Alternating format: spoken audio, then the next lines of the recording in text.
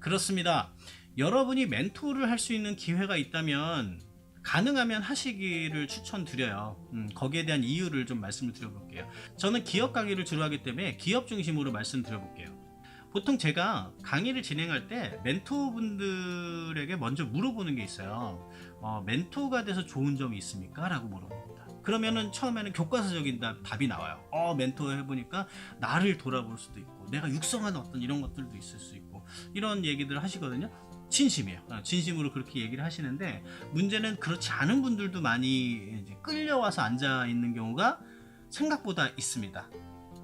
왜냐하면 멘토링을 하려면 부담이 되죠. 내 할 일도 바빠 죽겠는데 요것도 있고 그 다음에 내가 멘토링을 기껏 했는데 시간이 흐르고 나니까 이 친구가 퇴사를 해버려. 이러면은 멘토링은 어떻게 했길래 이런 식으로 욕을 먹는 경우도 있습니다.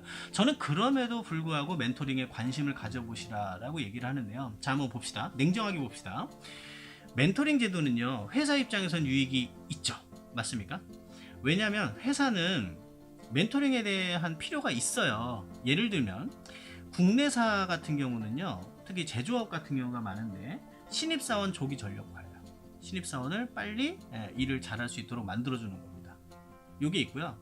그 다음에 외국계 회사 같은 경우는 대체적으로 턴오버 레이트, 이직률을 낮추는 데에 방점이 찍혀 있는 경우가 많아요. 그래서 조직에 빨리 적응해서 이렇게 좀 잘 퇴사하지 않고 잘 활동할 수 있도록 도와주는 걸로 멘토링을 씁니다. 자, 회사의 유익은 분명합니다. 맞죠? 멘티의 유익도 분명하지 않을까요? 멘티의 유익 있죠. 왜냐하면 내가 회사를 입사했는데 멘토님이 계신 거야. 그러니까 조금 부담스러울 수는 있겠지만 1대1로 내가 고민 있을 때 상담도 할 수 있고 좀 도움도 받을 수 있고 정보도 얻을 수 있고 팁도 얻을 수 있고 유익이 많단 말이죠. 그런데 저의 관심사는 멘토의 유익이 있느냐 요거예요. 멘토의 유익 앞서도 멘토들이 이렇게 보통 말씀하시는 것처럼 정말 깊은 수준에서 경험이 많은 분들이 얘기하시는 게 정말 나를 되돌아보고 내가 깊어지고 내가 반성하게 되고 나의 업무적인 능력이 다 더 향상이 된다라고 하는 아름다운 아주 본질적인 이게 제일 좋은 케이스죠. 자, 그런 것도 있지만 또 반대의 케이스도 한번 볼게요. 나 끌려왔어. 나 멘토링 왜 나 바빠 죽겠는데 이거 자꾸 하라 그러는 거야. 이런 분들을 위해서 말씀을 드려보면 앞서 말씀드린 그 장점 외에도 아주 중요한 장점이 있어요. 뭐냐면 우리가 보통 일을 시작하고 나서 뭐 한 5년, 10년 정도 이내 이럴 때는 상대적으로 실무가 중요한 단계예요. 그런데 내가 조직에서 과장, 요즘엔 호칭이 없어지고 있습니다만 과장 이상 이렇게 올라가게 되면은요, 리더십이라고 하는 부분이 필요해지게 됩니다. 그래서 종종 실무적인 능력보다는 오히려 리더십이 훨씬 더 중요해질 수 있거든요. 근데 멘토링이 이 중간 부분을 넘어갈 수 있도록 도와주는 굉장히 중요한 브릿지 역할을 해주게 돼요. 왜냐하면 리더십은 1대 다로 영향을 미치는 경우가 많거든요. 근데 멘토링은 1대1로 사전 실습하는 개념이라고 보셔도 됩니다. 내가 멘티를 만나게 되면 이 친구에게 뭐가 필요한지를 파악하고 또 어떻게 하면 효과적으로 육성할 수 있는지에 대해서 여러 가지 고민도 해보고 시행착오도 해보는 그런 중요한 단계를 거친다라고 하는 거예요. 그래서 내가 실무를 잘했을 때에만 머물러 있으면 그 상태에서 그대로 리더가 되면은요, 리더십을 발휘하지 못하는 경우가 굉장히 많아요.